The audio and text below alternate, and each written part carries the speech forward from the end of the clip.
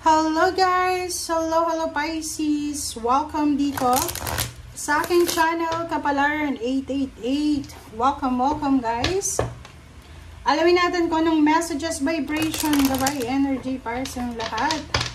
This is weekly tarot reading. So ano ba Pisces ang mensahe na darating? Mensahe na para sa'yo. Okay.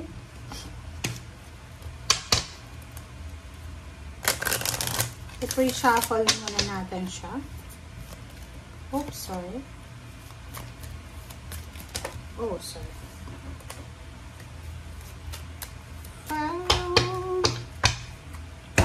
Pisces.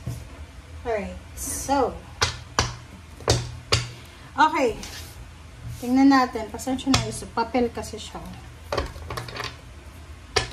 Diba? Tingnan mo. Okay, Pisces. Kumusta kayo dyan? Kumusta ang inyong buhay-buhay? Tingnan natin. This is in general. Okay. First card natin is the High Priestess. And next card is okay. Nine of Cups, King of Pentacles, Pisces, the Lovers, okay, Zero the Fool, and Judgment. Last card natin, wow, Five of Cups, wow. Ano ba yan? Yung message mo paulit-ulit talaga siya. Nakuha na natin yung reading na to for the past few weeks. Pero andito na naman siya, Pisces. Okay. Tingnan mo. Nilagay ko siya dito.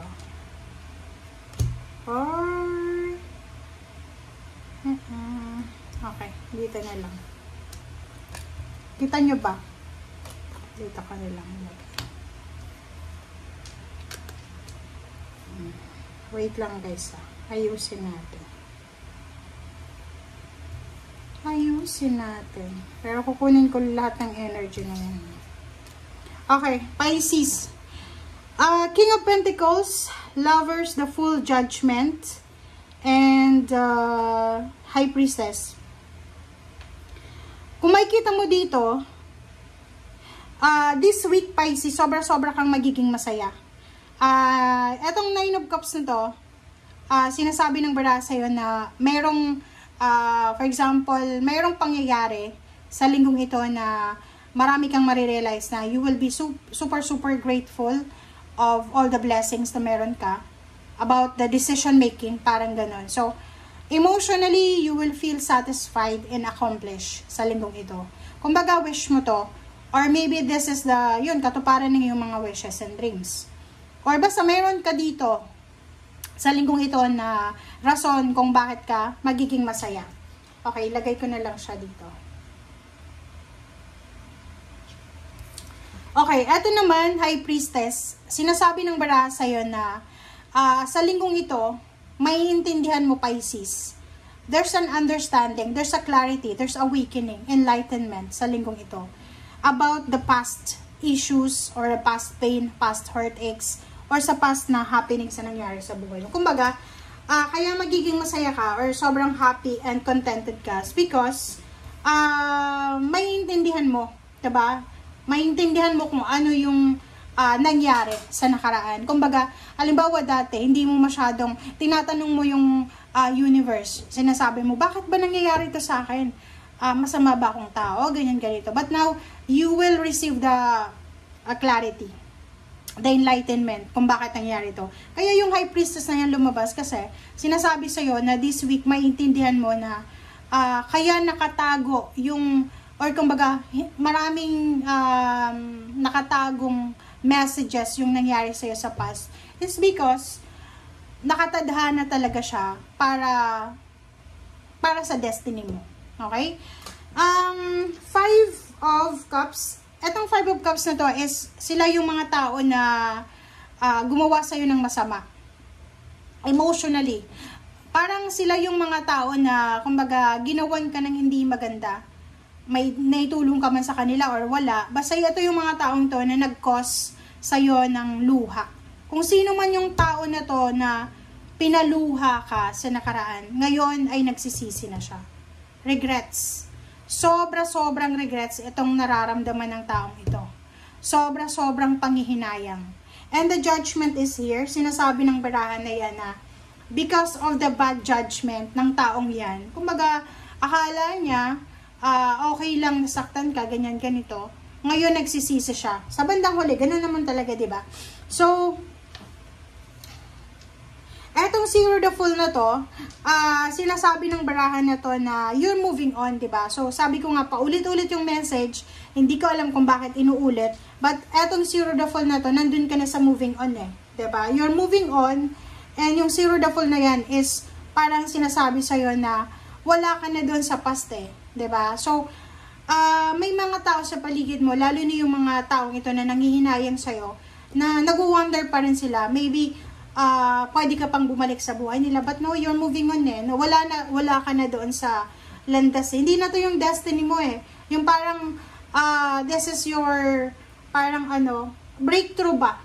Diba? Parang breakthrough siya. Ibibigay sa'yo ng universe, eto yun, parang ganun yung sinasabi mo.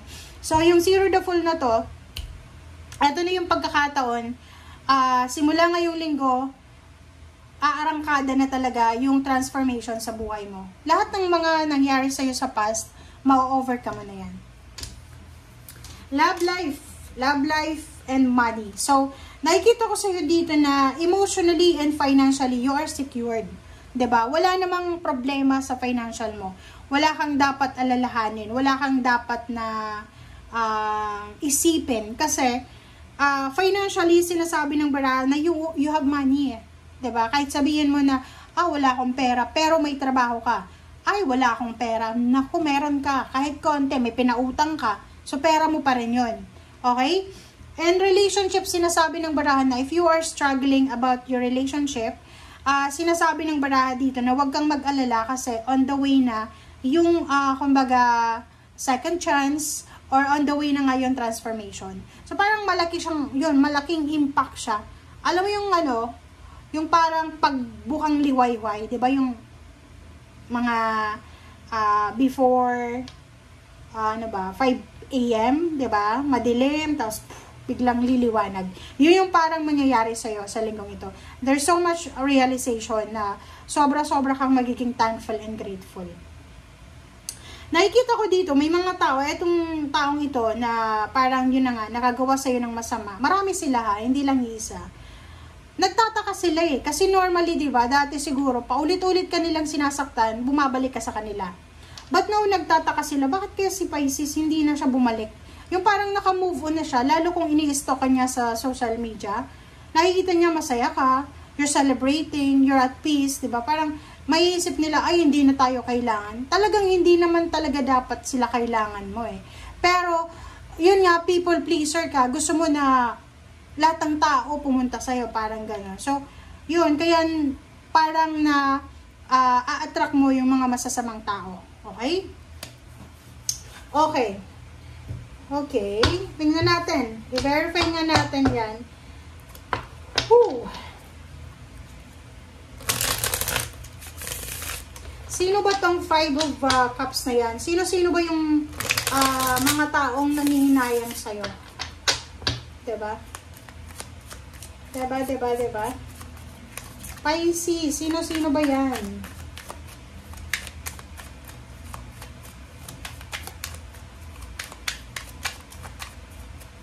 Pisces. Sino-sino ba to? 5 of Cups. 5 of Cups. The Sun. Fire sign Leo, Aries, Sagittarius. Sino siya? Alam mo kung sino siya? Siya yung tao na ibinigay mo yung lahat. Tinulungan mo siya. Ang taong yan ay tinulungan mo magbago ng buhay. Parang financially tinulungan mo siya. Sa mga emotional problems niya, tinulungan mo siya. Pwedeng may anak siya. or pwedeng ikaw yung tumulong sa kanila, kahit birthday ng anak niya, birthday niya, pagkain, parang ganon, or kahit cellphone, parang ganon. So, lahat ibinigay mo sa taong yan. Nako, sino ba yan? Comment down below nga if you resonated. Ikaw yung naging source of happiness nila eh. Kasi, pwedeng miserable yung buhay nila. It's because of you, naging masaya ang buhay nila. Pero ang ginawa nila, ginawan ka ng masama. So, ngayon, nagsisisi sila. Okay, thank you. Wow. I-verify nga natin to.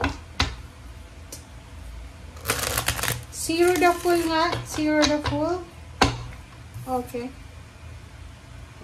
Nakikita nyo ba guys? Pasensya na ha.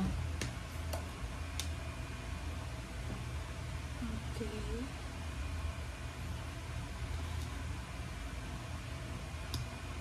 Five of cups yan ha. Okay, i-verify nga natin itong zero the full. Ano bang pagsisimula ang gagawin mo, Pisces? Ano ba? The sun is double confirmation, no? Wow. So, talagang decided ka na, Pisces. You are decided. Dalawa yung dasan mo. Sinasabi ng barahan na ayaw mo na talagang bumalik sa taong yan or sa mga taong yan. Marami sila eh. It's either karelasyon mo siya, ex, kapamilya, or friends, or acquaintance, na parang tinuring mo siyang pamilya. But daw sinasabi ng barahan na to na wala eh. Ayaw mo na. Gusto mo nang magsimula para sa sarili mong kaligayahan. Wala ka nang pakialam sa kanila. Okay. Verify natin. 9 of Cups. 9 of Cups. Okay. 9 of Cups. 9 of Cups. Ano ba ang message? Ano ba ang rason kung bakit ka magiging masaya? Oh, sorry. Ano ba ang rason? Alright. 9 of Cups. Okay, 9 of Cups. Wow! Ang galing nito eh. Bakit ka sobra nakakaloka guys. Alam mo kung bakit ka masaya. Bakit may 9 of Cups? This is a wish fulfillment. Kasi kung sino man ito na taong to na parang trinador ka. This is tridor eh. This is a snaky person eh. Tingnan mo. Kita mo ba? Ahas to eh. Diba? Yung 7 of Swords na yan, normally Gemini siya. Pero kung alam mo naman na yung gumawa sa'yo ng masama, hindi Gemini. So, maybe other zodiac signs. Literal na yung taong to, marami siyang marami siyang personalidad. Iba-iba yung maskara na sinusuot niya. Pretending na eto siya. Pero pag talikod mo, hindi siya. Ganon. Ahas to eh. Ahas na ahas talaga to guys. Etong 7 of Swords na to, hindi to dapat pinagkakatiwalaan, pero pinagkatiwalaan mo. Kumbaga, yun na nga, yung mga swords na, like for example, ang taong yan, ang 7 of Swords na yan is, siya yung pinagkatiwalaan mo. Even, like for example, password of your GCash, of your bank account, password sa bahay nyo, or kung ano pa man, email, or kung ano pa man, pinagkatiwalaan mo siya, or mga sekreto, like may mga sekreto ka na, like mga physical, like meron kang, may kuto ka, diba? So, yung mga simple lang na example natin, pero yung pinagkatiwalaan mo siya, and then, ang taong to, yung mga kwento mo sa kanya, akala niya weakness mo yun. Kumbaga, kinolect niya yun, collecting swords. Diba? Kita mo ba? Tingnan mo. Kinolekta niya eh. Yung mga sikreto mo sa buhay, or yung mga, tawag dyan, hindi naman natin ito masasabing weakness mo, kasi, kinuwento mo nga sa kanya eh. So, ibig sabihin, hindi yun weakness mo. Pero, akala niya weakness mo siya. So, kinolect niya yun. Again, hindi niya parang habang nakikinig siya, akala mo, sincere yung pakikinig niya sa'yo, pero, iniipon niya pala yun. Diba? Anytime na may mangyari na ganito ganyan, i-strike ka niya. So, eto siya. Alam mo kung bakit masaya ka? You're happy because you're moving on. Masaya ka because yung taong ito, wala siyang nakuha sa'yo eh. Wala siyang napala. Okay? Wala siyang napala. And, masaya ka because ang taong ito ay mabibisto na. Diba? Lalabas ang katotohanan. Okay? Lalabas ang katotohanan sa mga kwento niya, chismis, or anything na paninira, pambabackstab, or pang-traitor. Masaya ka kasi, yun na nga, yung parang wala ka namang ginawa, like wala ka namang actions na ginawa, pero yung universe gumawa ng paraan para ilabas yung baho ng taong yan. Wow! Congratulations sa'yo! Okay, Pisces. Pasensya na guys kung medyo long yung video natin. Kasi, i-verify ko talaga to. Okay. High Priestess and Ace of Wow. Diba? So, sinasabi ng bara sa'yo dito na yung mga nangyari sa'yo sa nakaraan na kini-question mo, diba? Kini-question mo yung universe. Kini-question mo yung Panginoon na bakit nangyari yan sa'yo. Ngayon, ipapakita yan sa'yo ng Panginoon na lahat ng luha, lahat ng sakit, lahat ng ginanakit, lahat ng galit na naramdaman mo, ay may kapalit yan na happiness, excitement, balance, victory, success. And kung makikita mo, hawak mo na eh.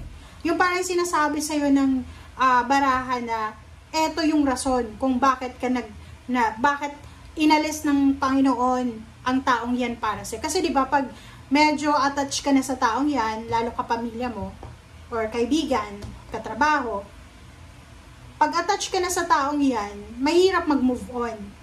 And, lalo nung nagtiwala ka, diba? Binigay mo yung lahat ng trust mo. Niloko ka, trinaider ka, hindi mo yun matatanggap eh. Diba? Parang magtatanong ka sa sarili, bakit ba? Masama ba akong tao? Ganyan, ganito. Diba? At that time, sinisisi mo na lahat-lahat. Hindi mo alam, eto nga, High Priestess, sinasabi na lalabas yung totoo. And at that time, nakahidden pa siya. Nakatago pa siya eh. Kasi hindi pa oras para ilabas yung katotohanan. Wow! Ano ba yan? Inubo ako sa sobrang exciting. Etong card na yan. Alright. Okay. Clarify natin yung King of Pentacles. King of Pentacles. Ang galing ng baraha mo guys. Pisces. King of Pentacles, Ten of Swords. So, yung may mga problema sa financial dyan, lalo na yung halimbawa na, yun, kasi atong Ten of Swords is recovery from theft, yung ninakawan, recovery from scamming, hindi binayaran sa mga utang, yun, pwedeng na-scam ka, ninakawan ka ng pera, inutangan ka, pero hindi ka binabayaran. Don't worry. Okay? Don't worry daw, sabi ng King of Pentacles. Because there's a huge na parang source of income na para sa'yo, na nakatadhana para sa'yo. Kung magkano man ito na ninakaw sa'yo, magkano man yan na niloko sa'yo, doble-doble yung makukuha mo. To the point na magiging King of Pentacles ka. Yung King of Pentacles is, enormous, huge amount of money. Yung parang financially free. Wala kang dapat alalahanin. Diba? And Judgment. Tingnan natin. Bakit? Ano ba ang decision na yan? Judgment card. Okay. Okay. Judgment, oh. Diba? Etong Judgment card na to, yung mga taong inaway ka, yung mga taong ginawan ka ng masama, yung parang pinagtulungan ka eh. Five of Wands yan eh. Five of Wands is parang pinagtulungan ka. Marami sila. Like may nag-away, may nagsagutan. Pero, yung mga yan ay kumbaga, nagtulungan sila. 'Di ba? Nagtulungan sila eh. Parang sinasabi ng baraha sa'yo na mag-isa mong tinapos yung laban. And yung judgment na yan, kumbaga, yung mga taong pinagtulungan ka, hintayin nila yung judgment. Mali yung judgment nila eh. Mali yung ginawa nila sa'yo, yung desisyon nila na pagtulungan ka. Okay? Yung mga taong ito na involved dyan, yung mga taong tuwang-tuwa sila, na may group chat sila, nagkukumpulan sila, na alam mo si ganyan ganito, wow! Darating sa kanila yung talagang judgment na para sa kanila. Okay? Love life. Tingnan natin.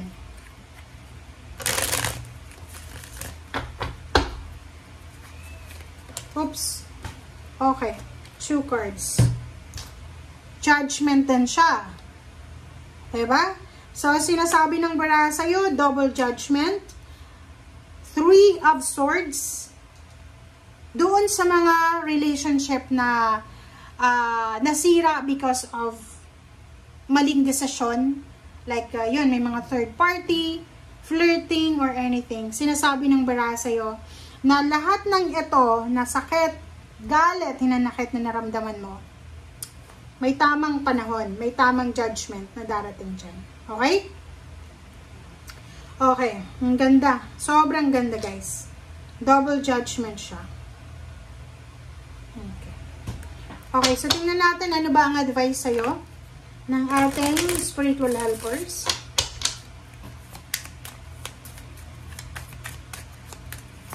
Pisces. Pasensya na kung sobrang long ng video natin. Advice is the son, lalaking baby, anak na lalaki. So, if you are Pisces na may anak ang lalaki, may apo, pamangkin, sinasabi ng baraha na if you are worried, wag kang mag-alala kasi your son is watched over and protected as he explore his world. Like for example, ano ka, may anak ka na nagta-travel siya around the world. Pwedeng seaman siya, or maybe nag-explore lang siya. Sinasabi ng baraha dyan sa'yo na huwag kang masyadong magpanic para sa kanya. Okay? Kasi he's protected. Guided, protected ng iyong mga spiritual helpers. Alright. Everything's okay. Pisces, don't worry. Okay? Don't worry. It's all working out in a beautiful way. So, everything's okay. So, hindi ka dapat nagpapanik. Hindi ka dapat nag-aalala. And, healing, healed, and healer. Healing energy surrounds you at this situation. So, ano man itong nangyari, kaya nga this week, sinasabi ng baraha na may healing, you will be healed. And pwede ka din makatulong sa mga taong naka-experience ng same pain and heartaches na naramdaman mo. Oh, sorry. Woman holding a coin. So, pwedeng isa kang Pisces na magiging woman holding a coin. Okay, so sinasabi ng baraha na may paparating sa yung pera, Pisces. Maybe hinihintay mo siya. So, just be patient. Parating na siya, Pisces. This is your time to shine. This is the time of your life. Parang sinasabi ng baraha, lahat ng sakit, galit, hinanakit, pagluha na ginawa mo or nangyari sa'yo, ang kapalit nito ay pera. Diba? Kung gano'n naman lang, okay nang masaktan, diba? Okay, so thank you guys for watching and see you again. Bye!